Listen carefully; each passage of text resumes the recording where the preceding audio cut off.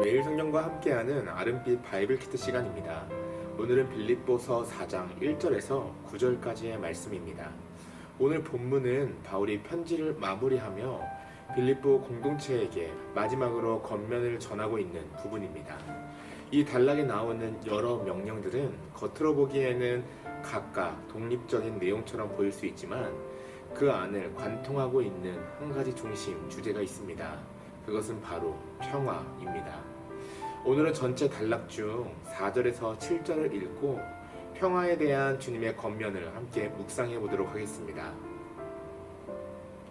주 안에서 항상 기뻐하라. 내가 다시 말하노니 기뻐하라.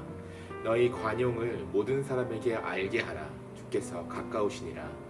아무것도 염려하지 말고 다만 모든 일에 기도와 간구로 너희 구할 것을 감사함으로 하나님께 아뢰라.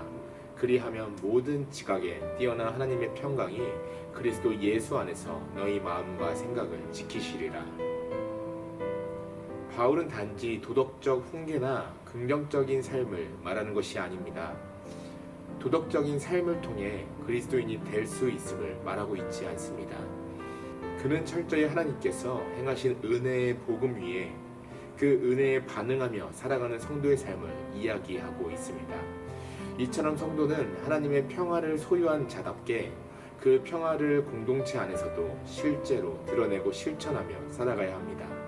왜냐하면 하나님께서 행하신 구원의 은혜는 단지 개인의 마음속에 머무는 것이 아니라 삶과 관계와 공동체 안에서 구체적인 열매로 나타나야 하기 때문입니다. 은혜는 개인으로부터 시작하지만 가족, 민족, 열방으로 뻗어가야 할 것입니다. 바울은 4장 1절에서 성도들을 향해 나의 사랑하는 형제들, 나의 기쁨이요, 나의 면류관이라고 부르며 애정을 듬뿍 담아 말합니다. 여기서 말하는 면류관은 운동 경기에서 승리자에게 수여되는 상급을 의미하며 앞선 3장에서 바울이 믿음의 경주를 비유했던 내용과 연결됩니다.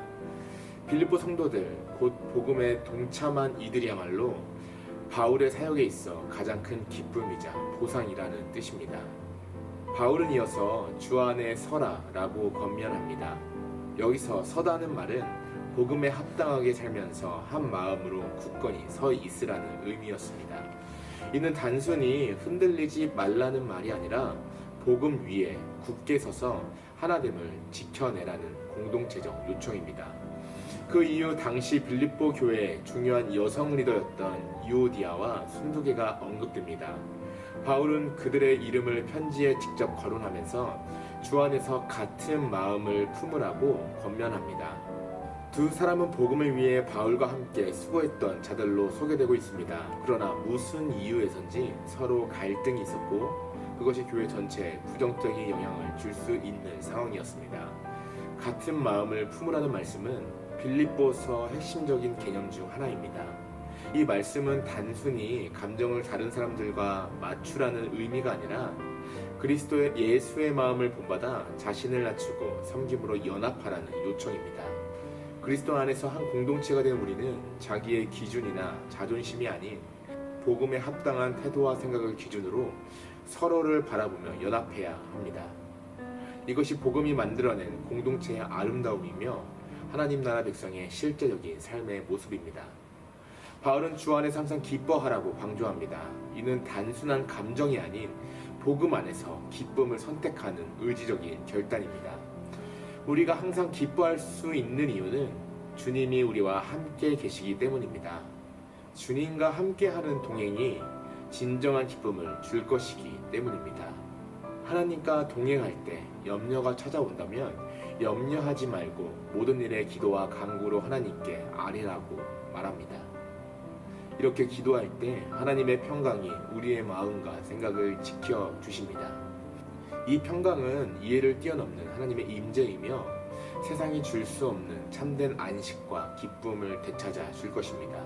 바울은 이 전체 말씀을 통해 복음 안에서 연합하며 서로를 돕고 기쁨과 관용으로 살아가며 염려를 기도로 바꾸고 주어진 진리를 따라 사는 자들에게 하나님의 평강이 임할 것임을 강조합니다. 이 평강은 단지 고요한 감정이 아니라 하나님과의 관계 안에서만 누릴 수 있는 참된 안정이며 공동체 안에서도 드러나는 하나님의 열매입니다.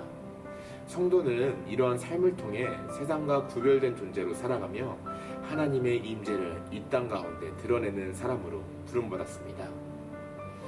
바울은 성도들이 군사들처럼 질서 있게 한 줄로 서서 복음을 위해 협력하며 싸우는 공동체가 되기를 원했습니다. 복음에 합당한 삶이란 나눔이 아니라 연함이고 배척이 아니라 품음입니다. 이러한 믿음은 외적인 공격과 내적인 염려 가운데서도 기쁨을 유지하게 합니다. 하나님께 모든 것을 맡기고 관용하며 감사할 수 있게 합니다. 모든 사람에게 관용을 베푸는 태도는 하나님이 가까이 계시다는 사실을 기억할 때 가능합니다. 기도는 우리 마음과 생각을 하나님의 평강으로 지켜주시는 은혜의 통로가 됩니다. 응답 여부를 떠나서 기도는 우리로 하여금 하나님의 관점으로 현실을 해석하게 하고 그로 인해 인내하고 너그러워지게 만듭니다. 이처럼 말씀을 묵상하고 그대로 살아내는 삶에는 분명한 약속이 있습니다. 기도의 결과로 하나님의 평강이 우리의 마음과 생각을 지켜주시듯 삶으로 실천할 때에는 평강의 하나님이 우리와 함께 하신다는 것입니다. 우리가 복음 안에서 주님 안에서 하나님 앞에서 살아갈 때에 그분의 평화가 우리의 공동체, 우리의 가정, 우리의 일상 속에 충만하게 임할 것입니다.